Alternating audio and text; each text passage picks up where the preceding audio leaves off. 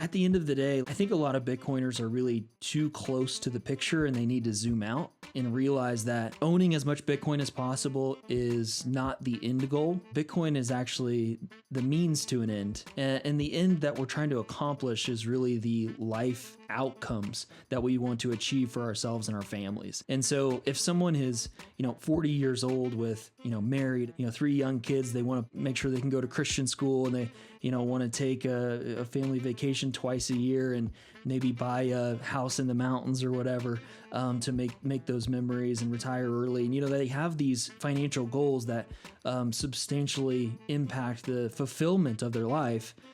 That's what we're trying to achieve. It's not just own as much Bitcoin as possible. Welcome to the Business Bitcoinization Show, the show dedicated to helping you enrich your life and grow your business with Bitcoin, the hardest money on planet Earth. I'm your host, Josh Friedeman, and our guest today is Mitch Moore of Strong Wealth. We're going to be talking about how buying and holding Bitcoin is not a sufficient financial plan, as well as some of the things that Mitch thinks Bitcoin will first disrupt when it comes to the financial industry. We're going to get to our interview with Mitch right after this. Business owners, unlock the benefits Bitcoin has to offer your business with the Bitcoin for Business Quick Start Guide. This 27-page guide highlights the 6 ways you can grow your business with Bitcoin. Check it out in the show notes. Mitch, welcome to the show. Excited to be here, Josh. I think we're going to have a great conversation. Absolutely. So I'd like to start off every single interview with a few questions that help us to get to know you a little bit better and give us some insight for our own lives. You ready for these? Yep. Question number 1 is this: when and how did you first learn about Bitcoin? Yeah, so it came up at a few different times in my life. Initially was actually 2017. I was in college at the time, and a kid just down from my dorm room was talking about it. He was talking about how the price was pumping, going crazy, and he was thinking about buying some, with some money he got from his parents or something like that. And at the time I was working my way through school. I was studying finance. So you think I may have, been into it a little bit more than I was, but with my own money personally, I didn't have any to invest. So I kind of dismissed it. And, we all probably wish we would have bought Bitcoin earlier than we actually did. But, there's actually an interesting story that I love to tell when talking about this is previous to starting Strong Wealth, my business now, I was working for Charles Schwab and I was taking a lot of investor support calls. This was from start of 2020 until I started Strong Wealth in 2021. And it was during the market crash of March 2020, the fastest market crash in history. We were hitting circuit breakers like crazy. There was 3,000 calls on hold. People were waiting hours just to talk to us because they didn't know what was going on. And there were a lot of trades that people believed they weren't getting filled correctly for. And so they were calling in about that, whatever. And so it had been a super long day of work. I was taking 10 hours of calls at that point in my career. And it was late at night. Things were starting to slow back down. And I got a guy call in and he was asking me just a couple routine questions. I can't even remember exactly what they were. But then he started to talk to me about his personal investment strategy and how buying gold and burying it in his yard and holding some in his house was actually a big part of, his wealth accumulation or maybe protection strategy, we'll say. Mm-hmm. And, I had gotten a couple of those guys, in my time working there. And so I started just to really brush him off with what he was saying. Sometimes you can kind of tune people out, let them ramble for a while. They love talking to the Schwab people. And then he stops and he says, "Mitch, you seem like a smart guy." Who knows why? But he said, "You seem like a smart guy. Did you know that the Federal Reserve is actually not a part of the government at all? It's actually a private institution." And at that moment, I realized, I guess, that my education had failed me. I studied finance. I thought I knew more than the guy calling in for sure. But he said that to me and I didn't know that. And that has never been said to me before. So I was like, no, I didn't know that. And he goes on to tell me a little bit more about it. And he said, Well, there's a book I'd like you to read, and he recommends The Creature of Jekyll Island. You've probably heard of it. Hmm. And that conversation sat with me. I didn't necessarily take action on it in any way because he didn't explain to me the downstream effects of that. That's just all he said and kind of left it at that. And so that was really the first seed planted, I think, of the hidden truths of our financial system that would open people up to Bitcoin. And then from there, Bitcoin goes on a bull run. I'm going to start this business as a financial planner. And I know that I need to understand what Bitcoin is to be able to guide our clients well. And so I start, listening to Saylor, Breedlove, Safedine on all the podcasts I can find. And it starts to slowly but surely click. And I wouldn't say it fully set in as to what the problem was and the problem that Bitcoin solves until I read the fiat standard and followed through on that guy's advice, reading The Creature of Jekyll Island. At that point, the light bulb went on, and I was orange pilled from then on. And it's really cool. I mean, first of all, I'm a Schwab customer, and the customer service has always been excellent. The people that you're talking to on the other line, they're always great. So appreciate you for being one of those guys. But it's really cool to think that someone who's talking to you on the other end, talking to customer support on the other end, the customers themselves can actually have a positive influence when it comes to helping people understand what money is and what money isn't. So as a very interesting anecdote, hopefully it'll be encouraging to other people as they're talking to customer support specialists online in the future. Yeah, for sure. Yeah, the common greeting of that day and that time working there was, what the is going on with my account? You can fill in the blank. Yeah. So question number 2 is, what's an insight or fact about Bitcoin that you wish everyone understood? I wouldn't say it's about Bitcoin specifically. It's actually about our current financial system and just the theft, corruption, and just misaligned incentives that, allow that our financial system allows to happen. Like I said, for my own personal story, it really wasn't until I read the fiat standard and The Creature of Jekyll Island that things really clicked for me, because I didn't understand the root problem and the downstream effects of it. So that's really what I wish more people understood, because then Bitcoin would come so easy to them if they really saw that clearly. Question number 3, what's the Bitcoin resource you most recommend to other people? Yeah, to non-Bitcoiners, I would say it is the fiat standard because of the reasons I've mentioned. But to Bitcoiners, which is a lot of conversations I'm having over the last 6 months or so, I find myself recommending Thank God for Bitcoin. Kind of showing them the parallels between Bitcoin and the economic kind of passages or verses laid out in the Bible. It's interesting for sure. Question number 4, beyond Bitcoin, what's a resource, tool, or idea that's been helpful to you or your work recently? I thought about this for a long time, knowing that this question was coming. And, I don't want this to seem like a cop-out answer, but really the best idea or resource for me in my entire life has been my faith, my faith in Jesus. And so, honestly, over the last 3 to 4 months, business has been slow. I've had some personal life challenges come my way, and it's been a tougher time, I would say. But really being able to lean on that foundation gives me peace, just knowing that it's all going to be taken care of in the future. As I just have to endure, and learn the lessons that I need to learn along the way. So that's, I would say, my biggest resource at this point in time in my life. So question number 5, we call it our arbitrary but insightful question, and it's this: as a general life principle, is it better to ask why or why not? Yeah, this one didn't take me long at all. Why not? Was an easy answer for me. And I'll tell you why. Because when I started this business, there was a lot of fear around taking that leap, quitting my job, starting my own business. And there's a lot of stress, anxiety, and unknown that come with that.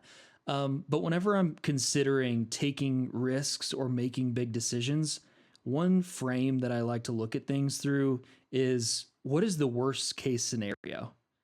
And oftentimes I find that the worst case scenario really isn't as bad as we think until we just acknowledge what it could be. And in that specific scenario for me, I was like, well, if I fail in business, I can just get another job or even go back to Schwab. They're hiring people all the time, and they would, love to have somebody like me. So my real worst case scenario in starting my business was going back to my current life scenario and circumstances in that case. So for me, it's why not?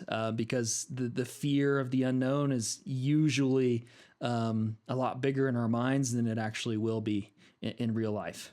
Well, Mitch, we're here today to talk about your business, Strong Wealth. You've already talked about it a little bit in those earlier questions.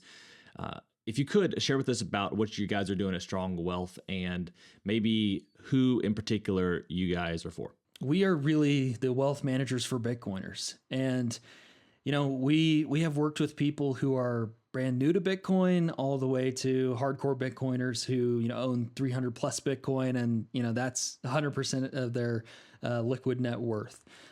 So it's a transition that honestly we did just make in the last, 3 to 6 months of fully focusing on working with Bitcoiners.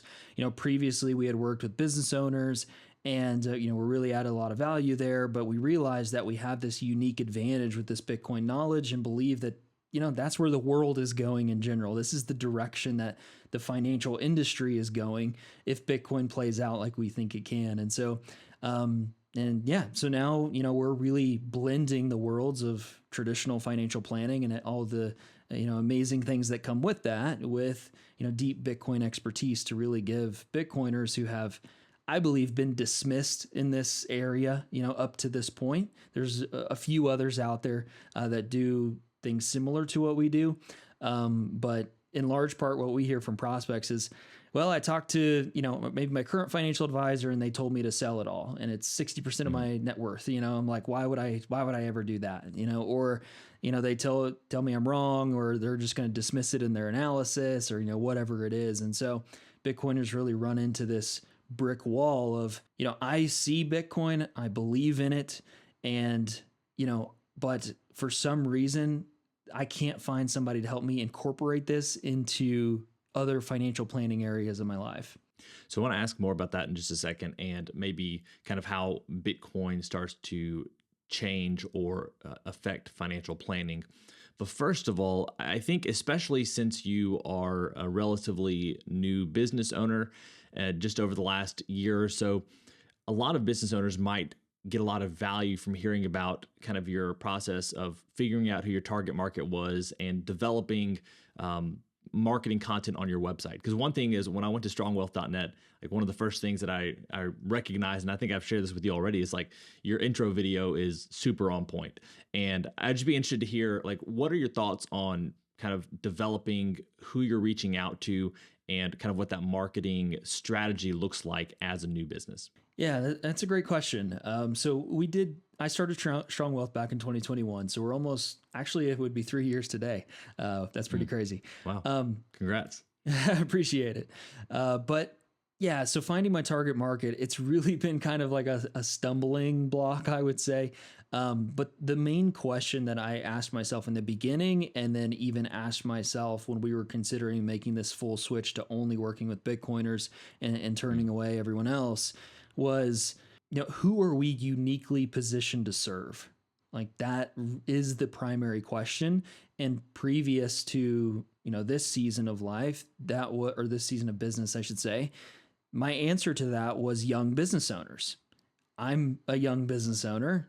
I know the financial planning stuff, but I'm also going through the business related stuff in real time with them. So I can relate to everything that they're going through, everything that they need, what I can help with. And I believe that I'm uniquely positioned to serve those people. And being able to connect with them, on a, outside of finance level really helped in getting those clients. And I was able to build up a good foundation for our business that way. And then brought on my business partner about a year ago. And he was a full hardcore Bitcoiner at that time. And so he's brought me even further down the rabbit hole, if you will. But yeah, when we decided to make this transition to our target market is, a Bitcoiner who's married. It could be a business owner, could not. He's got a few kids, and he wants to maybe retire early, or be generous, or he was an early Bitcoiner, has a high net worth now, and wants to pass that on to provide generational wealth. When we're thinking through that, we are uniquely positioned to serve that person because of the knowledge and experience that we have in this, and honestly, not many others are doing it. So that's the primary question that I would ask myself if I was a newer business owner is that, and then, it may change over time, and that's okay. So someone listening right now might be wondering, am I the right fit? Like, I guess, how would you define Bitcoiner? Like, who's a Bitcoiner, who's not? Is it just anyone who's open to having Bitcoin as part of their financial plan? Or are you looking for someone who has a little bit more specific intent with whatever Bitcoin holdings they currently have or want to have in the future? That's a great question, and one that we had to think through in defining our ideal client. And so we defined it as essentially someone with enough Bitcoin that if Bitcoin were to become obsolete for whatever reason, go to zero, their financial future would be completely derailed. So they have enough skin in the game essentially to where it's in a meaningful portion of their overall assets.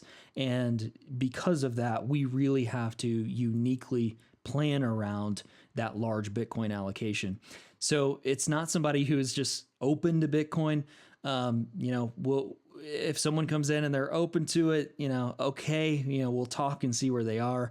But really, we want someone who gets Bitcoin already, so we can go straight down into the weeds and help them with everything that surrounds, that large Bitcoin investment and what that has the potential to become over the next, 5, 10, 15, 20 years into the future. So then maybe we can get to some more of the how Bitcoin and financial planning go together. If that's the case, and that clarifying point helps a lot, where it's like they actually have enough to where if Bitcoin, goes to zero, which I don't think either of us think will happen, but if something were to seriously happen and it just tanks, then their lives would be materially affected.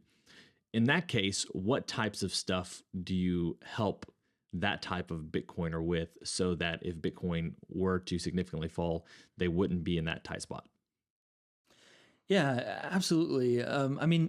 If Bitcoin were to significantly collapse, we'll say, we work with people who have 20% of their investment assets in Bitcoin all the way to 100% of their investment assets in Bitcoin. And we're okay with anywhere that you stand on that continuum. We're not going to convince you that it should be something else. And so really what we're doing, if somebody has 80, 90, 100% of their net worth in Bitcoin, we want to make sure that they first understand the decision that they're making. Here are the potential trade-offs, the things that could happen, the various scenarios that could play out. If they do play out, are you okay with that being your reality? We have to make sure that they fully understand that and understand the decision that they're making. Because at the end of the day, I think a lot of Bitcoiners are really too close to the picture, and they need to zoom out and realize that owning as much Bitcoin as possible is not the end goal. Bitcoin is actually the means to an end. It's not the end in and of itself. And the end that we're trying to accomplish is really the life outcomes that we want to achieve for ourselves and our families. And so if someone is, 40 years old with, married again, 3 kids, 3 young kids, they want to put them through, they want to make sure they can go to Christian school, and they, want to take a family vacation twice a year and maybe buy a house in the mountains or whatever, to make those memories and retire early. And, they have these financial goals that substantially impact the fulfillment of their life. That's what we're trying to achieve. It's not just own as much Bitcoin as possible. And so maybe that is 100% allocation for some people. Maybe it's not for others. And we think that that's okay. So really just making them aware of the potential reality that could happen in the future is where we're going to start. And if Bitcoin does happen to go to zero, whatever, again, I don't think it's going to, and you don't either, and probably no one listening does. But we just have to acknowledge that anything is possible. A lot of things that have happened over the last 4 years that even kind of opened our eyes to, Bitcoin in and of itself and why it's necessary, we wouldn't have thought, would have happened. So that foundational understanding is what we're going to start with anybody who owns a large amount, and make sure that they are prepared for any possible future, just mentally, in that way. One of the things that you also talk about is making sure that your family is prepared in the case of something happening to you.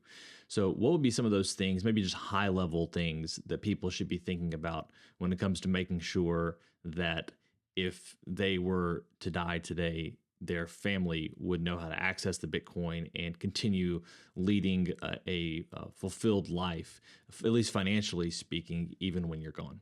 Yeah, absolutely. I think the estate planning around Bitcoin is one of the biggest value adds of our service, that a lot of people, I think, are overlooking at this point in time.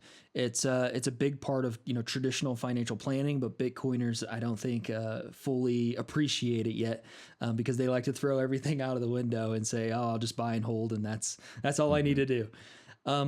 So yeah, there's really two things that you need to be thinking about when you want to pass Bitcoin on, to whether or not it's your kids, grandkids, or maybe it's just something happens to you and it goes to your wife. You need to think about passing the legal possession of that Bitcoin. By law, it is theirs. And then you also have to be thinking about giving them physical possession of that Bitcoin. Obviously we can't, physically hold our Bitcoin in our hands, but making sure that they can access it. So, when it comes to estate planning, I think something that a lot of Bitcoiners don't understand is if you don't have a trust in place of any kind, your Bitcoin will actually go through probate. And what that means is it's going to go to the court, and the court is going to say, they're going to make the decision on where the Bitcoin goes to, and they're going to announce that to the world, how much Bitcoin you own and who now has it. And anyone who is a true Bitcoiner, I don't think they want that to happen. Privacy is usually a big focus of Bitcoiners, and something that, we take very seriously with our service. And so making sure that we have the right estate planning structure in place to legally, pass that Bitcoin on, and even avoid estate taxes in some ways, is very important. And then when we look at just making sure that they can access it, okay, first we need to understand the best custody setup, that will be secure for you now, but also accessible for the people who need to get it if something happens to you. And so, there are different levels, I would say, of custody setups. If somebody has a large amount of Bitcoin and they're already kind of earmarking it for generational wealth, well, then we'll probably look at, setting up an irrevocable trust structure, getting it out of their estate to avoid estate taxes. But then the custody setup with that will probably need to be bringing in a third party institution. A lot of Bitcoiners don't like that. But then, we can make sure that it's easily accessible for the grandkids, when it is time, 20, 30 years from now. And that can be facilitated easily for them. It's really different for everybody, but it's just critical to make sure that you have the right legal structure in place to make sure the assets pass exactly how you want them to in private and avoid tax. And then we also need to make sure we have the right custody setup in place that is both going to be secure for you now, maintain your privacy if that is, very important, even avoid trusting third parties if we want to, but then informing the next generation or our spouse on what Bitcoin is, leaving them the instructions to be able to access it, and giving them instructions on how to manage it well. Because if they don't understand what it is, you've spent your whole life, accumulating, working hard to stack sats, and they don't get it. Well, it's probably going to get sold right away, and they're going to go spend the money or maybe even invest in something else just because they don't understand it. So, at a high level, that's what I would say, what they need to think about when passing this Bitcoin on to family. So we've been talking about Bitcoiners, and I think you've sort of said people would have anywhere from 20 to 100% of their net worth, savings, investments in Bitcoin. But let's turn briefly to just a more normal global population. How do you see Bitcoin changing personal finance and financial planning in the future? As I'm listening to podcasts, it seems like still Bitcoin sort of looked down on, or there's just not a lot of conversations happening about it. But how do you see things changing as adoption increases? Ooh, yeah, we could go many different directions with this one. I'll speak to something that I hear very often is that, Bitcoin will make financial advisors obsolete. We won't Mm. need to be professional investors, on a Bitcoin standard. And I would agree that it will make a large chunk of the financial industry obsolete. But financial planners specifically, I don't think we will ever be completely eliminated by Bitcoin because when you boil financial planning down to what it really is, it's connecting our money to the outcomes that we want to achieve in our life. Traditional financial advisors that are just taking client money, investing in a few index funds and charging 1%, and that's all they do. Yeah, they won't survive into the future because when everyone is not forced to be an investor, they can just truly save and build their wealth that way and store it into the future. Then yeah, they won't need somebody like that.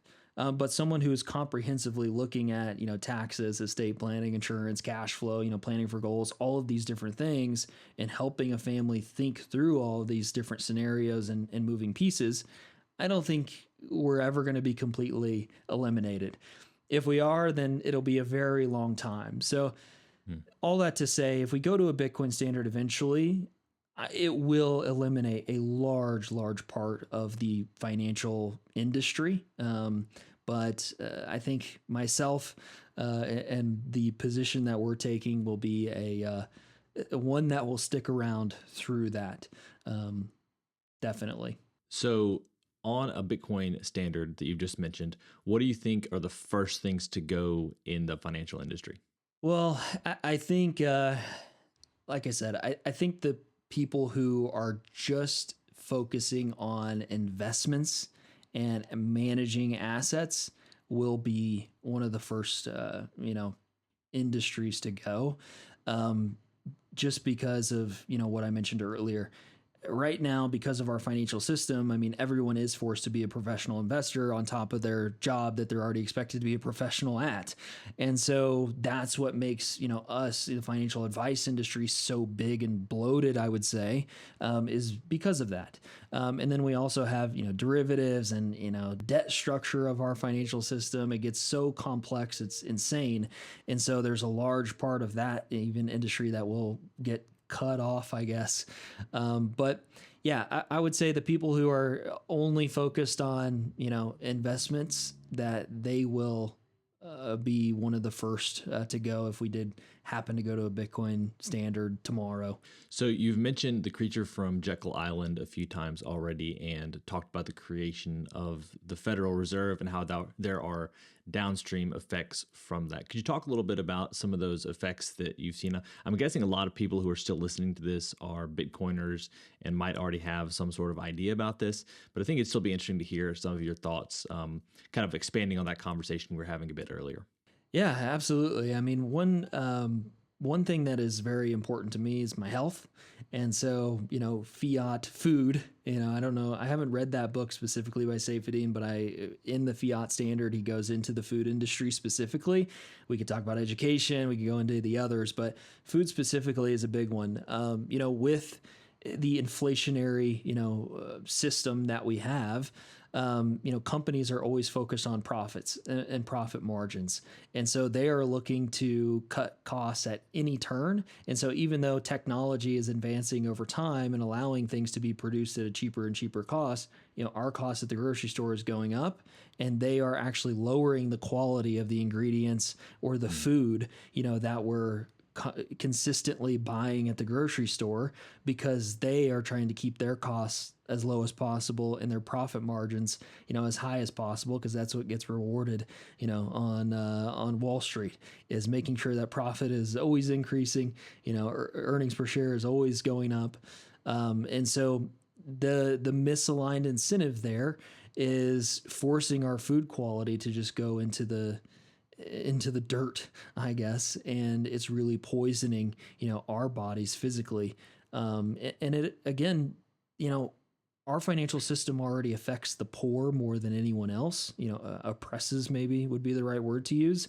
And so, because of their costs of everything are going up, they're getting financially squeezed, and then they're forced to buy this cheap garbage food that is then poisoning their bodies physically. It's just kind of this insidious cancer, I guess, that really starts to cause a lot of problems in many different industries. But that's specifically what I would say about food, because that's important. One important area to me. So another thing you've talked about a few different times is your faith. I'd love for you to talk a little bit about how that's been foundational for you and some of the other things that you prioritize for a good life that is not just focused on finance, not just focused on more money, but kind of that end goal you were talking about, where it's like, a full, robust, quality life. Yeah, absolutely. So, yeah, I mean, my faith is the foundation of really everything that I do, and everything that we even do within Strong Wealth. I mean, Jacob and I are the only two in the business at this point, and that's very important to us. And so we're always thinking of ways that we can demonstrate our love for Jesus and how we serve the people that become clients of ours. And so one idea that I like to reiterate a lot to him within the business and just remind myself of is, we are ultimately working for the Lord. And so let's approach everything with excellence. Let's show everyone that we are truly giving our best, because we're doing it not for them, we're doing it for, our Creator. And so that permeates really every area of my life. So faith is a big one outside of money. Also, I mentioned my physical health. I exercise regularly, eat healthy, doing all those things. Every area of my life, I want it to be fruitful and not just focused on, accumulating much money as possible, or, making money my God, essentially. I think a lot of Bitcoiners tend to do that. They will make Bitcoin their top priority, or their most important thing in their life that they're focused on constantly. And at that point, Bitcoin has become your God. And so, yeah, maintaining that balance of priorities is important. And I would say, yeah, my faith and my health and my relationships are really the three things that I'm focused on, outside of business, outside of money, to make sure I'm living a full and fulfilled life that honors God. Yeah. And I would say, that faith aspect permeates the business in a way that we encourage generosity and tithing, to our clients. Most of our clients are Christians, but it's not a requirement by any means.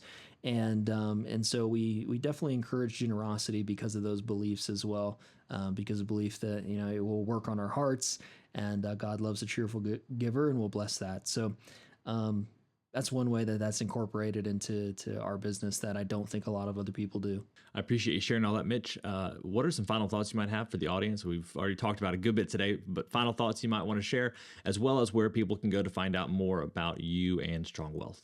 Yeah, absolutely. I think the final thing I'll say is that buying and holding Bitcoin is not a financial plan. I know I've said that to you multiple times, and I tweet about that a lot, on social media. But it's important for Bitcoiners to zoom out and understand that there are a lot of other areas of their financial lives that can be optimized, that actually could help them, grow, preserve, secure their Bitcoin stack, if that's ultimately what they want to do, or translate the Bitcoin wealth that they've been able to build into real life change for, their families, their spouses, their grandkids. You have the opportunity to really make a tremendous impact because you are this early to Bitcoin. And so getting everything in place, planning around Bitcoin, is something they should take very seriously. I mean, we have the opportunity to live through the early days of the greatest asset ever discovered. So let's take it seriously. Let's look at all the areas surrounding that and plan intentionally, in our finances. So yeah, that's the final thought I'll leave everyone with. But if they want to check out what we do, they can go to strongwealth.net.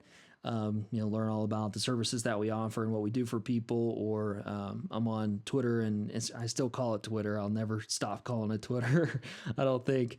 But I'm on Twitter and Instagram at Mitch D. Moore. Great. Well, Mitch, thank you so much for your time today. It's been a pleasure. Thanks, Josh. Appreciate it. Well, friends, it's a wrap. Thanks so much for listening to this episode of the Business Bitcoinization Show. If you want to reach out to either me or Mitch, you can find those links down in the show notes. And be sure to check out strongwealth.net. As always, keep building, keep growing, and until next time, keep living and leading well.